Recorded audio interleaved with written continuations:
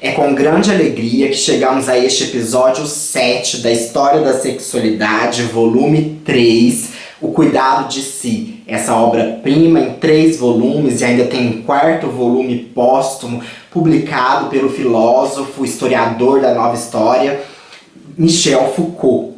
Nós estamos, então, já há 2 anos, nesse 3º ano, fazendo a leitura e comentando aquilo que entendemos. Então, na verdade, é uma leitura compartilhada e que peço que vocês também tragam aí o que vocês têm aprendido e filosofado com este meu trabalho. Eu tenho recebido alguns comentários, alguns contatos e tem sido muito proveitosa as discussões.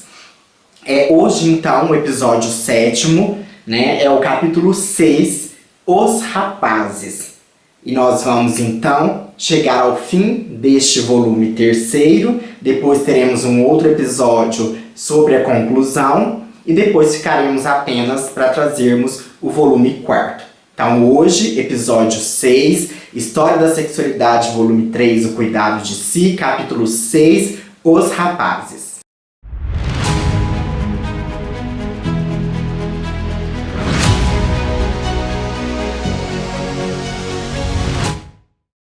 Eu gostaria de começar esse episódio 7, do capítulo 6, Os Rapazes, fazendo uma pequena correção, uma pequena errata do que eu disse no último episódio, no episódio 6, em que tratávamos do capítulo A Mulher, em que é falado sobre o matrimônio, sobre a conjugalidade, em que eu disse que iríamos para o capítulo 6º e que nele nós falaríamos a respeito dessa volta, dessa problemática novamente, da questão dos rapazes. Mas aqui no capítulo 6º, nós vamos ver que essa temática do amor pelos rapazes, ela começa a cair nos primeiros séculos da era cristã, nessa passagem do mundo helenístico para o mundo romano.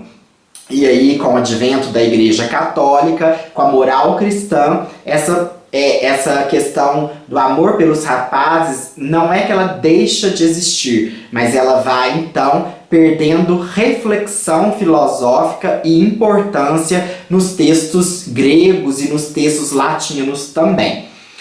Nós vamos ver que por isso que na moral cristã, durante muito tempo e ainda a homossexualidade, que passou a ter nome depois, vai ser muito segregada, muito recriminada e proibida. Então vem perdendo aí desde essa passagem do mundo helenístico para o mundo latino, para o mundo romano. Então Foucault começa o capítulo 6º da seguinte forma: comparada com as elevadas formulações da época clássica, a reflexão sobre o amor pelos rapazes perdeu nos primeiros séculos de nossa era, se não em atualidade, pelo menos em intensidade, em seriedade e algo que tinha de vivo. Ela assume, lá onde se manifesta, um ar facilmente repetitivo, variando sobre temas antigos, frequentemente os do platonismo. Ela participa, mas de modo tênue, da reativação da cultura clássica. Então nós vamos ver que o tema vai estar presente, mas não com a intensidade que ele tinha nos gregos clássicos. Vamos perceber que o que muda não é a relação entre os rapazes, não é que ela passa a ser proibida ou desmoralizada, mas o modo pelo qual se interroga sobre ela, sobre essa relação, que vamos ter aí nessa passagem para Roma. Os textos da filosofia, quando Roma começa a assumir esse domínio e a cultura grega vai ficando um pouco mais de lado, nós vamos ter então essa diminuição da discussão sobre o prazer e o amor pelos rapazes. Um outro ponto que influenciou nessa diminuição da aparição dessa temática é a prática pedagógica, que começa a ser institucionalizada, porque nos gregos a prática não era institucionalizada. A gente tinha ali o mestre ali e o seu aprendiz, caminhando pelos bosques, naquilo que o Sócrates vai chamar de peripatéticos, Então não vai ter esse lugar institucionalizado da prática pedagógica, da educação. Quando passa para Roma, é até onde começa a surgir as escolas, nos formatos que nós temos ainda hoje, é o mesmo formato. Então para de ter essa relação muito próxima do mestre e do aprendiz, e com isso, então, o amor pelos rapazes também perde espaço, né, na discussão. Passa-se para as relações pessoais de filia, né, valorizando mais o casamento e a relação afetiva entre os esposos, o homem e a mulher. Né? Só vai ter status de casamento na vida social essa relação heterossexual. Entretanto, 3 textos importantes permanecem: o Diálogo de Plutarco sobre o Amor, o mais tardio, atribuído a Luciano, e as 4 dissertações de Máximo de Tiro sobre o amor socrático. Podemos deixar de lado esse último texto. Então, é a divisão que Foucault faz desse capítulo 6º. Na primeira parte, ele fala da obra de Plutarco. Na segunda parte, ele fala da obra de Luciano. E na terceira parte, que é bem curtinha, ele trata sobre uma nova erótica. E aí, trazendo, então, essa questão do Plutarco, né, nós vamos perceber que ele coloca um certo paradoxo, né, que vai haver aí um certo paradoxo entre os dois que ele vai trabalhar, porque ele deixa de lado Máximo de Tiro, esse texto, e ele dá preferência para o texto de Plutarco e para o texto de Luciano, que ele vai falar que é muito similar o modo como os dois tratam a relação com os rapazes, mas tem uma certa diferença. E ele diz assim: tal é o paradoxo, é em torno dessa questão do prazer que se desenvolverá a reflexão sobre a pederastia na antiguidade grega. É em torno dessa mesma questão que ela entrará em regressão. É o casamento como vínculo individual suscetível de integrar as relações de prazer e de dar-lhes valor positivo que vai constituir o foco mais ativo para a definição de uma estilística da vida moral. O amor pelos rapazes não se tornará por isso uma figura condenada. Ele encontrará ainda muitas maneiras de se expressar na poesia e na arte, mas sofrerá uma espécie de desinvestimento filosófico. Ao interrogá-lo, em vez de procurar nele uma das formas mais elevadas possíveis de amor, vai-se objetar-lhe, com insuficiência radical, sua incapacidade para instaurar as relações de prazer. A dificuldade em pensar as relações entre essa forma de amor e o uso dos afrodisia tinha sido por muito tempo o motivo de sua valorização filosófica. Ela se torna agora a razão de ver nele um gosto, um hábito, uma preferência que podem ter sua tradição, mas que poderiam definir um estilo de vida, uma estética da conduta e toda uma modalidade de relação consigo, com os outros e com a verdade.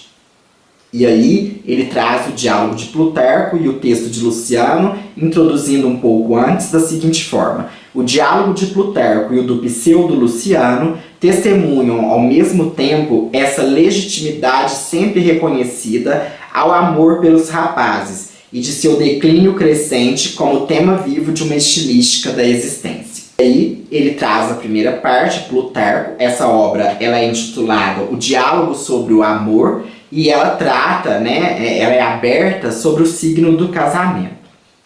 O objetivo do debate, né, é mostrar que o vínculo conjugal, mais do que qualquer outra relação, é capaz de acolher a força do amor e que este encontra entre os humanos o seu lugar privilegiado no casal.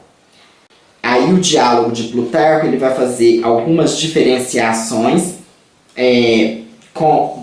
a respeito do amor entre os casais e do amor entre os rapazes. A primeira é a exposição e crítica do dualismo, né? Então ele vai comparar o homem à mulher e através dos partidários do amor pelos rapazes ele vai condenar ele vai falar que há uma artificialidade na relação com as mulheres, porque as mulheres se enfeitam, né? colocam brincos, né? E tudo mais, e na relação com o homem não precisa nada disso, então seria uma relação mais natural. Depois, a segunda parte, né, a parte central, a segunda parte que o Foucault coloca, a parte central do diálogo de Plutarco, é um elogio do amor sobre o modo tradicional do louvor a Deus.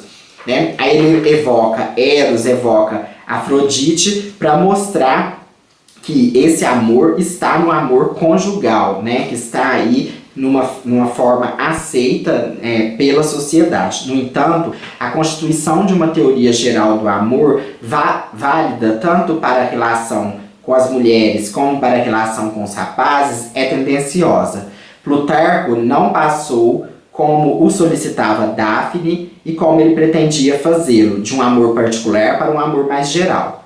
Ele tomou emprestado à erótica dos rapazes seus traços fundamentais e tradicionais, e isso não para mostrar que eles podem se aplicar a todas as formas do amor, mas exclusivamente ao vínculo conjugal.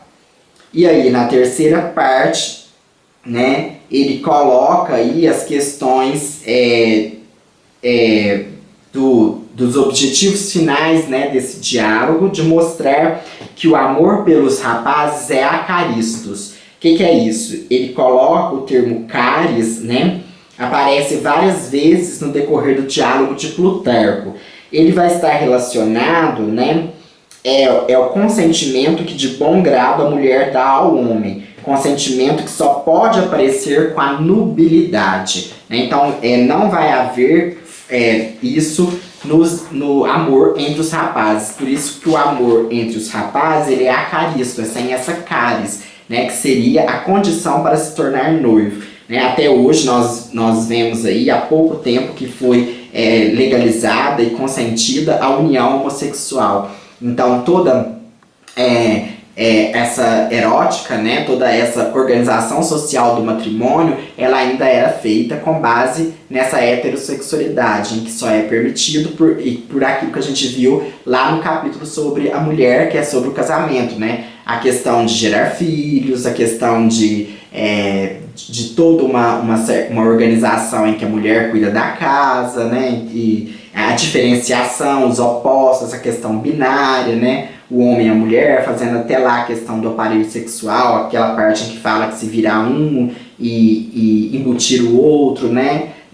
Toda essa construção filosófica, estrutural, histórica, que tem da validade só essa relação é validada, né? E no diálogo sobre o amor, Plutarco dá uma formulação mais solene ainda a esse papel da relação sexual, como princípio de aproximação regular e garantia de bom entendimento. Ele o torna uma maneira de o vínculo conjugal recobrar forças, tal como se reativa uma convenção. Tem muito a ver com a estruturação econômica também da sociedade, né? Então era mais viável estruturar economicamente, tendo esse tipo de relação. O prazer sexual está, portanto, no coração da relação matrimonial, como princípio e como garantia da relação de amor e de amizade. E Plutarco chega, assim, à formulação essencial. Abre aspas. No casamento, amar é o maior bem do que ser amado. Fecha aspas. A fórmula é importante na medida em que toda relação de amor à erótica tradicional marcava fortemente a polaridade entre o amante e o amado e a necessária dissimetria entre um e o outro, né? Então, que vem da questão que o machismo vai aproveitar muito depois, né? O homem está acima, a mulher está abaixo, há uma dissimetria dos papéis, né? E enquanto que nos papéis da homossexualidade há uma assimetria, né? Uma simetria, né? Eles estão no mesmo patamar. Aqui há a dupla atividade de amar presente nos dois cônjuges que constitui o elemento essencial. Então é um princípio de reciprocidade e um princípio de fidelidade. E aí ele passa para o texto de Luciano, que é chamado Os Amores, né? São um texto nitidamente mais tardio. Eles apresentam sobre a forma bem costumeira de uma sobreposição de diálogos. Aí ele coloca aqui na primeira questão, né, a história do mundo nessa perspectiva não deve ser lida como um esquecimento precoce das leis da natureza e um mergulho nos abismos do prazer, mas sim como um descerrar progressivo das necessidades primeiras. né? Então tudo isso vai se constituindo não conforme a natureza. A sexualidade não vai se constituindo apenas pela natureza, mas pelas necessidades em que há na sociabilidade. Então o orador do Pseudo Luciano não explica esse nascimento gêmeo, porém seu discurso é suficientemente cheio de referências familiares para ser facilmente compreensível a qualquer leitor. Ele repousa implicitamente sobre a oposição entre a transmissão da vida pela relação com o outro sexo e a transmissão das técnicas e dos saberes pelo ensino, pela aprendizagem, pela relação do discípulo com o mestre.